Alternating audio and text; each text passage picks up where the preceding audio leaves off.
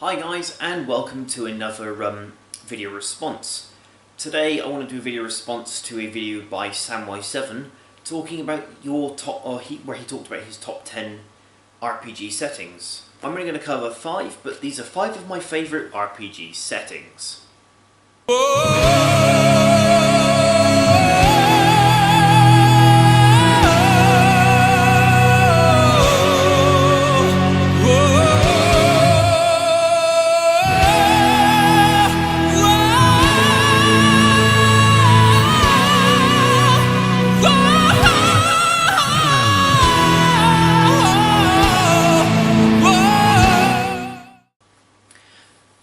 So as I said at pre-credits, this video is about RPG settings, and I realised that I've been playing roleplay games for a long time, and a lot of the games I enjoy the system, or I enjoy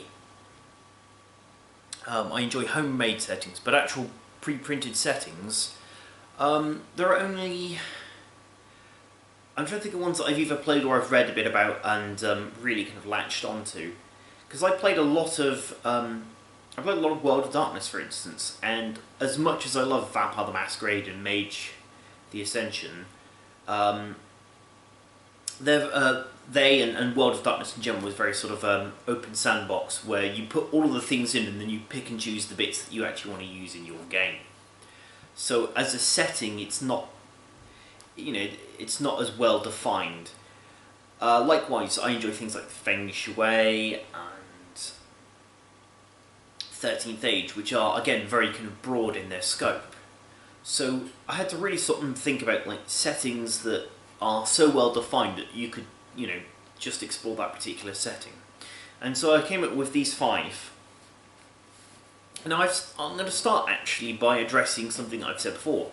I've accused D&D before of being quite generic, and that is quite true, but at least I feel it, and I know other people share my view, is that when you have a generic catch-all fantasy, the more generic you make it, the less well-defined it is. Now obviously there are supplements within that, things like Forgotten Realms, and if you go back in earlier editions, sort of 3rd Ed or before, you get to things like Dragonlance, Ravenloft. But today I want to talk about one of my favourite supplements that was ever made for D&D, Planescape. I mean, this is just a beautiful setting. Sigil, which is this sort of basically the city of 1,000 doors. It's built, or it is basically a city built on this nexus of interdimensional gateways. So, in of itself, it's like a springboard towards various other planes of existence the characters can explore, and different realms they can go to. But the city itself, Sigil, is quite interesting. It has its own resident races and politics and laws. The players might be used to just going, well, we're humans or elves and we're righteous and heroic, and therefore anything we encounter is obviously a monster and we can just kill it. You can't do that in Sigil. If you pick a fight with demons or whatever you encounter in Sigil, there are consequences because they have laws, and those races that might in other situations or in other D&D games be seen as inconsequential, or it doesn't matter if you kill them, suddenly it matters because there's a lot of them, they're organised, they have a reason for being there. So this is definitely something worth picking up if you're a fan of 2nd Ed D&D, and even if you're not someone who plays 2nd Ed, I think it's definitely worth picking up and adapting the setting of this for 3rd Ed or 5th Ed. I say those because I've not really played 4th Ed. Things I heard weren't overly encouraging. But yeah, Planescape, one of the best settings that D&D certainly has to offer.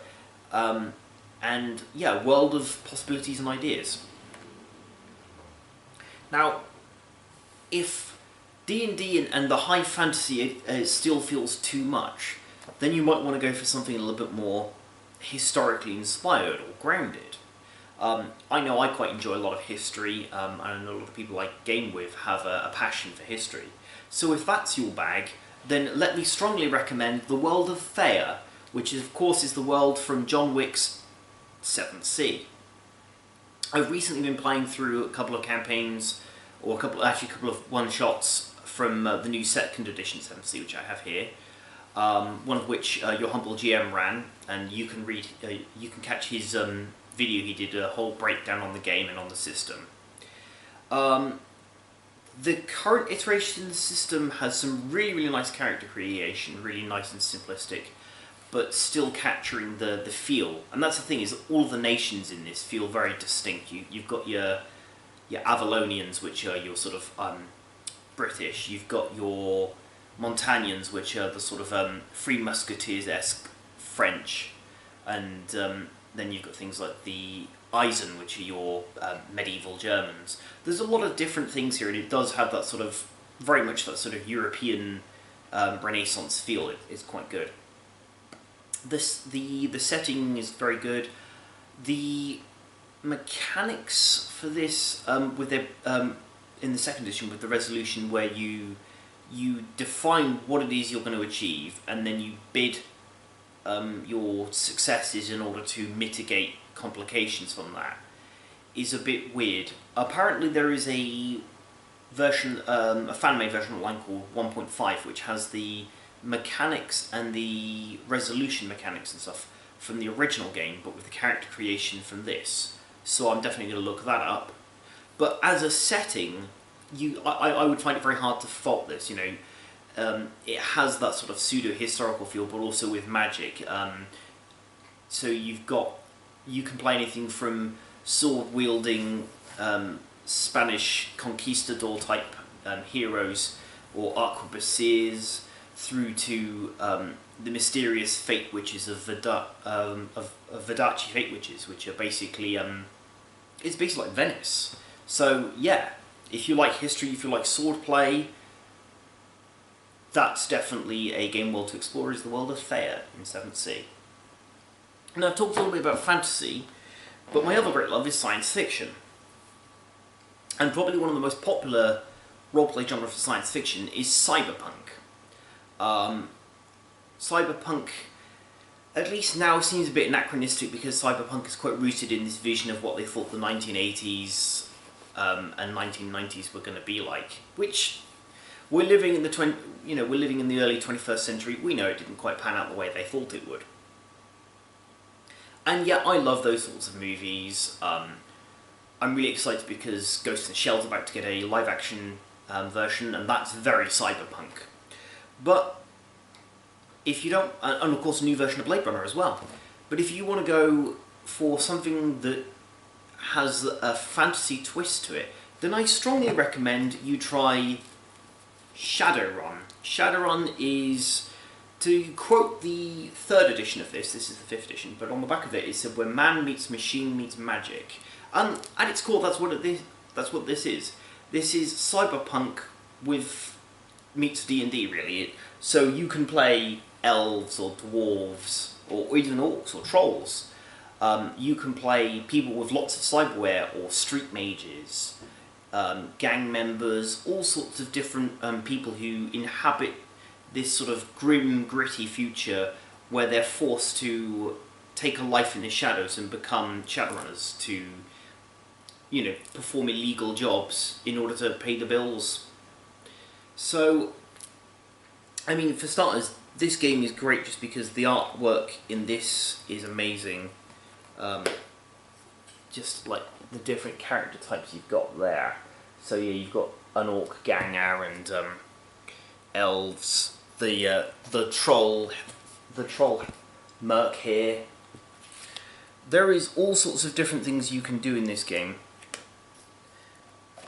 and also, the default setting for this is Seattle, and this game does spoil really by having these kind of amazing. I'll hold this up very carefully.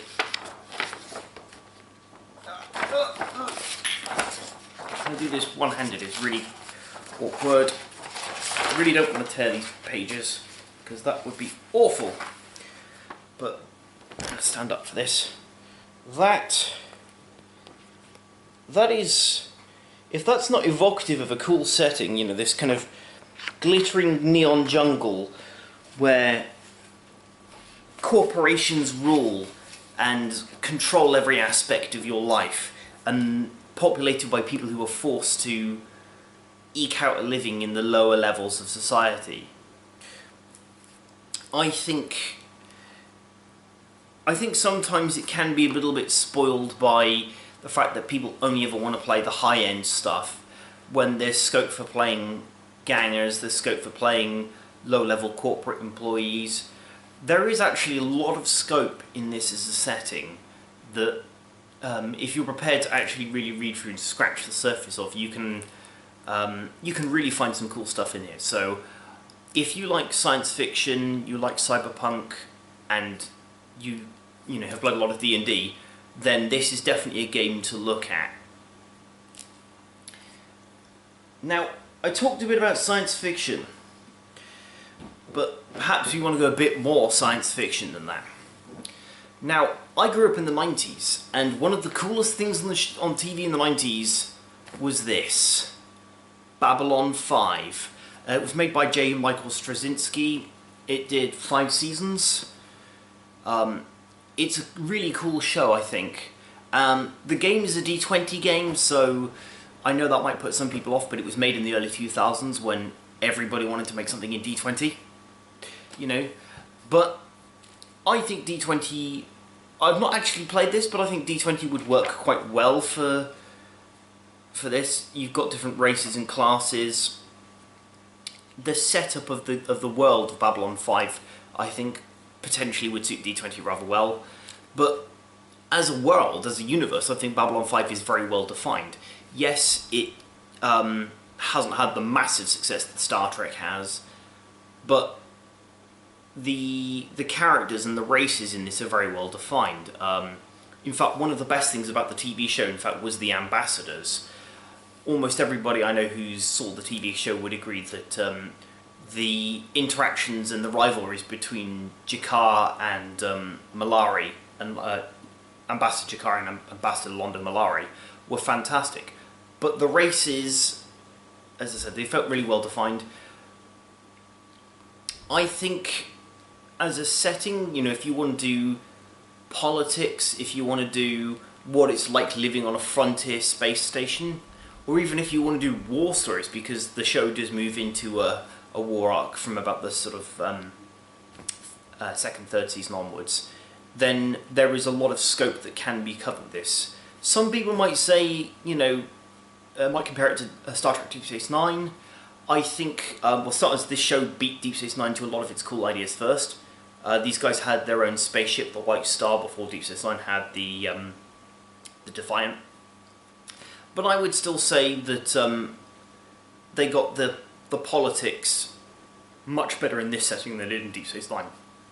So, if you like science fiction, and you like courtly intrigue or politics and games that have that aspect of it, then there is definitely fun stuff to be had in Babylon 5 as a setting.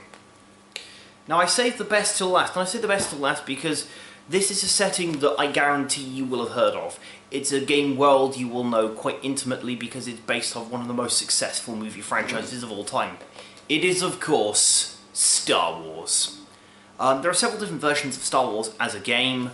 This is the West End Games version, which came out in the 1992.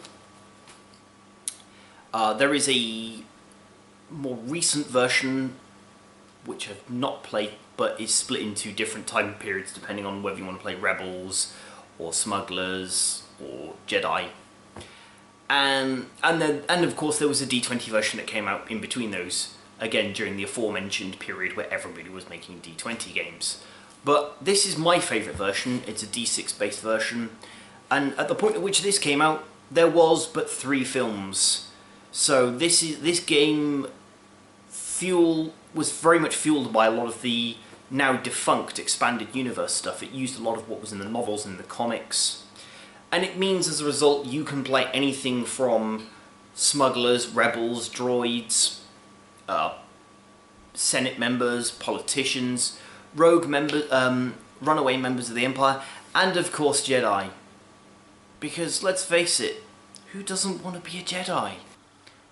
any game where you can play an intergalactic space wizard with a laser sword is pretty damn awesome. I think, you know, if you've ever looked at Star Wars and gone, I'd love to play that, or I would have done things differently, I would have escaped Jakku in a different manner, or I would have done something different when confronting Vader, then pick up this version or any version of Star Wars game and give it a go, because there is a whole universe to explore there. So yeah, that's definitely something that you should do. Those are, I say, five of my favourite settings, 5 settings I think that are very well developed. Partly because, as I say, some of them are based on popular television and film franchises. I thought about doing a Marvel roleplay game, but I think the roleplay game, or the version of the roleplay game I've got, came out before the MCU. Even the MCU is a bit layered and complicated, let alone the comics. So, as tempting as it would be, I think there is so much going on in Marvel, and even in DC as well, with any sort of comic book thing, that you, again, it comes back to the same problem of things like Dungeons and Dragons, or some of the other systems I mentioned at the start of the game, where there's a bit too much in the game world and you have to sort of whittle it down. I mean, if you've got a solid idea for a game like an X-Men game, or Exiles, or Fantastic Four, then that's cool. But as a setting, I don't think it would be on a par with these 5. I hope this has been helpful. I hope this has inspired you to go and look up some other games. If these games are interesting, if you want me to do an in-depth review on any of these, you can always ask me in the comments below. And if this video has been at all inspirational to you, or you just like the sound of my voice, which is pretty weird, then you can give it a thumbs up. And if somehow my videos are your kind of bag and you want to see every time I put a new video out, and I'm going to try and keep on top of that because I've got various other video responses I want to do, people in RPG Brigade, and also various things that are video ideas I've had for a while. So if you want to see those, then you can always subscribe. I've been Ava Fan, and I hope you've enjoyed this video.